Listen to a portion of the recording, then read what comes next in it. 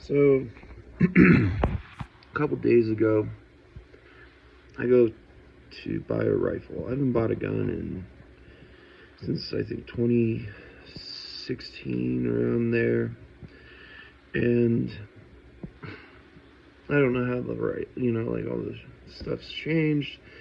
Before, you just go, you show an ID, take a background check, pay, and you get your gun. Before that, even, you didn't need a background check. Now, it is disturbing, the rights that are being subtly picked and clawed away at us. I'm living in a place that's a weird situation. Not only are the people crazy, they're my landlords. They're two-faced, they're liars, they're not good people. They do psychotic shit, so I have a wood pellet stove, right? And that stove has a bin for storing the wood pellets that were left by the previous tenant that they opened up, sprayed with a sprinkler, and dumped the pellets on the ground, and said, "You have to pay for your own wood pellets." And I'm like, when you walked me around this property, you showed me the bin, the pellets, and said these were for the last tenant, and he left them for whoever comes next. So I don't want my address associated with these people. It's not even like a real apartment. It doesn't even have its own separate address. It's under their house, which is on stilts, and then they built it around that. And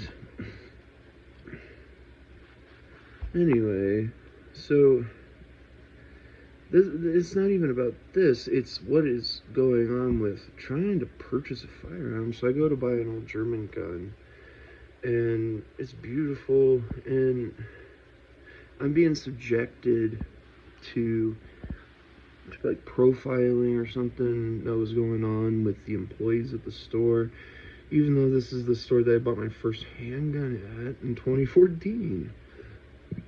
Maybe it was 2013. It's one of those years. I can't remember anymore. However, it's just that I have no issues with being able to pass a background check. At least I shouldn't. And this guy comes up and insinuates that, like, I am trying to buy a 30-06 to harm people because Charlie Kirk was shot with a 30-06. Now, I've never wanted a 30-06. It's not... I already have a 30 caliber rifle, and it's just not a round that I specifically like. I like the 45 calibers or the 357 caliber because big bore guns are just fun. I'm a big guy, I'm big. I like calculating the ballistics.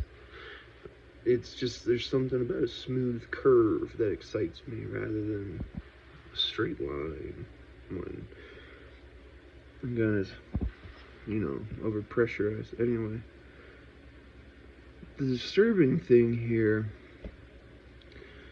is that you have to show identification in some manner that is your residence.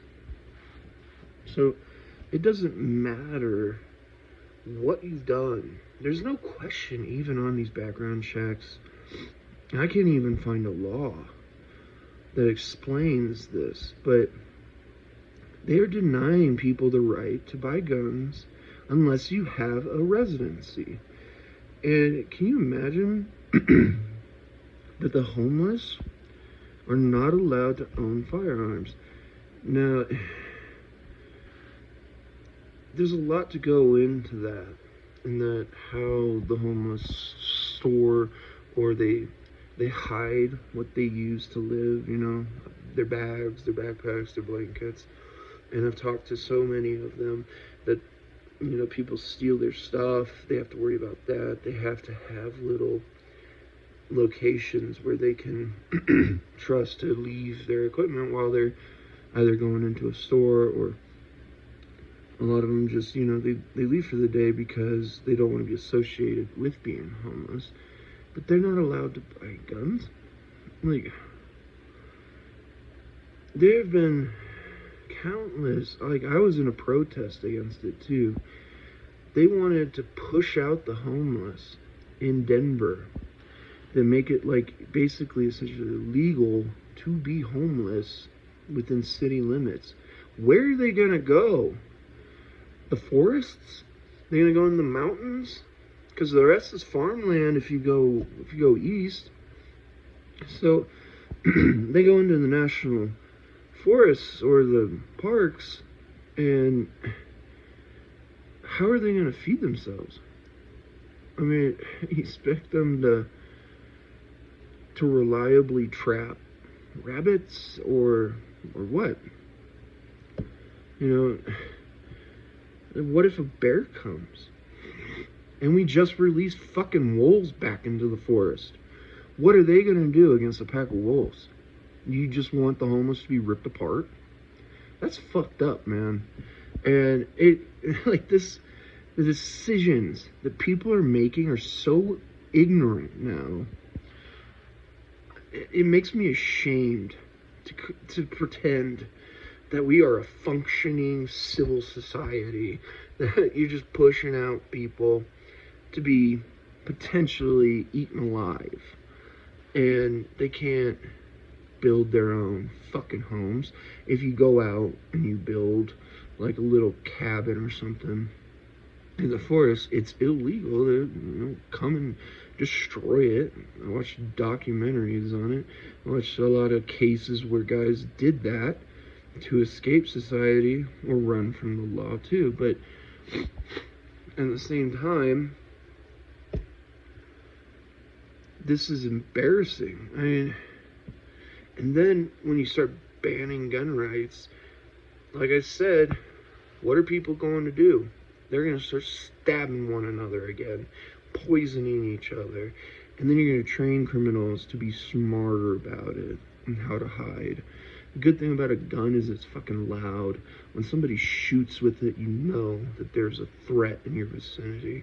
There was another case too, that somebody at a concert was walking around with like basically what do they call those needles that they use for administering I've been talking too much, brain fire, always fucking nonsense.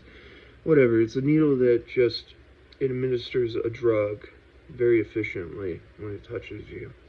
And that some guy was walking around these concerts, in various concerts, and just injecting people quickly, quietly. I mean, if you're jumping and hopping around, your body's full of adrenaline, you ain't gonna feel it. It's no different than somebody bumping into you.